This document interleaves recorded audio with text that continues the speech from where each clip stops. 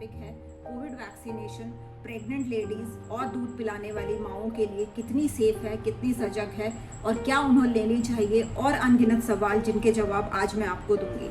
तो सबसे पहला सवाल तो ये ही डर है कि क्या प्रेग्नेंट महिलाओं को और दूध पिलाने वाली माओं को कोविड वैक्सीन लेना चाहिए, क्योंकि वो प्रेग्नेंट हैं, या फिर हमारे बच्चे के अंदर वो वैक्सीन का असर हो सकता है, या अनहुए बच्चे के अंदर कोई प्रॉब्लम तो नहीं हो जाएगी। डॉक्टर, बहुत सारे सवाल हमसे आए दिन लोग पूछते हैं और बहुत सारे लोग अपने घर में बिना किसी सवाल को पूछे बैठे हुए हैं कि हम नहीं लेंगे, क्योंकि वो बहुत सारी सुनी ही बातों को सुन के अपने घर में बैठ जाते हैं। तो आज हम इन सब पे एक एक करके बात करते हैं। तो पहली चीज तो ये कि इसमें कोई भी डरने की बात नहीं है कि कोविड वैक्सीन प्रेग्नेंट लेडीज में और दूध पिलाने वाली महिलाओं में बिल्कुल सेफ है, और भारत सरकार ने भी ये प्रमाणित कर दिया गया है कि हमारे देश में सभी महिलाओं को ये लेनी चाहिए, चाहे वो दूध पिलाने वाली माँ है, चाहे वो प्रेग्नेंट महिला है। और कौन कौन से सवाल हैं जिनके जवाब आज मैं आपको दूंगी। तो एक तो इसकी सेफ्टी को लेके जो पूछा जाता है हमारे, क्या ये सेफ है? हाँ, ये बिल्कुल सेफ है, क्योंकि ये हमारी वैक्सीन जो है ये किल्ड वायरस से बनती है, और जो किल्ड वायरस होता है वो हमें किसी भी प्रकार से हमारी गर्भवती महिला को कोई नुकसान नहीं पहुंचाता।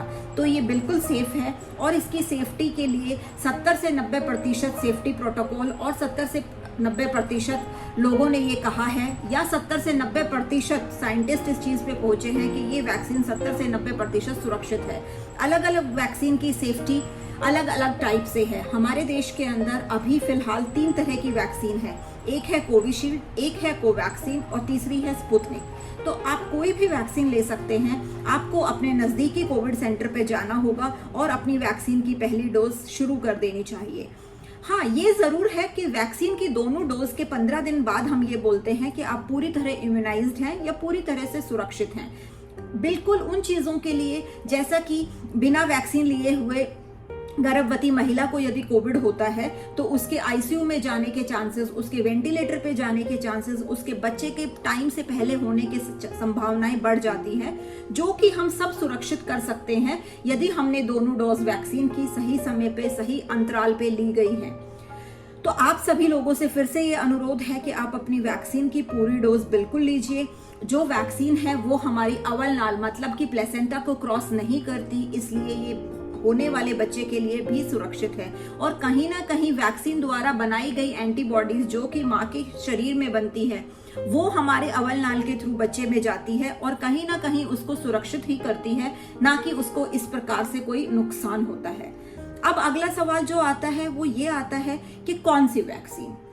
तो इसके लिए मेरी आपसे एक सलाह है कि आपको आपके नियरेस्ट सेंटर पे जो भी वैक्सीन मिल रही है प्लीज उसे ले लीजिए, बिकॉज सारी ही वैक्सीन की एफिकेसी 70 से 90% सिद्ध हो चुकी है। बहुत सारे डाटा, बहुत सारे रिसर्च और बहुत सारे पेशेंट्स पे आजमाया जा चुका है। अगला सवाल जो आता है कि हमें कौन सी महीने में ये वैक्सीन लेनी चाहिए प्रेगनेंसी के। तो जहां हम महीने की बात करते हैं तो कोविड वैक्सीन आप किसी भी महीने में ले सकते हैं। कोविड वैक्सीन हर महीने में सुरक्षित है।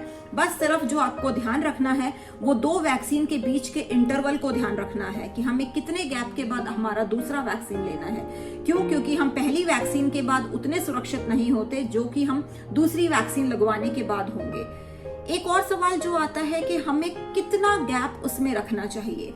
तो वो गैप अक्सर जो पाया गया है वो 4 से 6 हफ्तों का है 2 वैक्सीन के बीच में, अलग अलग टाइप की में। एक और चीज जो हमें ध्यान रखनी है, क्या डिलीवरी होने के बाद माँ कब वो वैक्सीन ले सकती है। तो हम ये बोलते हैं कि 15 दिन के बाद कभी भी माँ, होने वाली माँ बच्चा जब पैदा कर चुकी होती है उसके 15 दिन के बाद कभी भी वो अपनी वैक्सीन की डोज ले सकती है। एक और सवाल जो मन में आता है कि इसके साइड इफेक्ट्स क्या क्या है।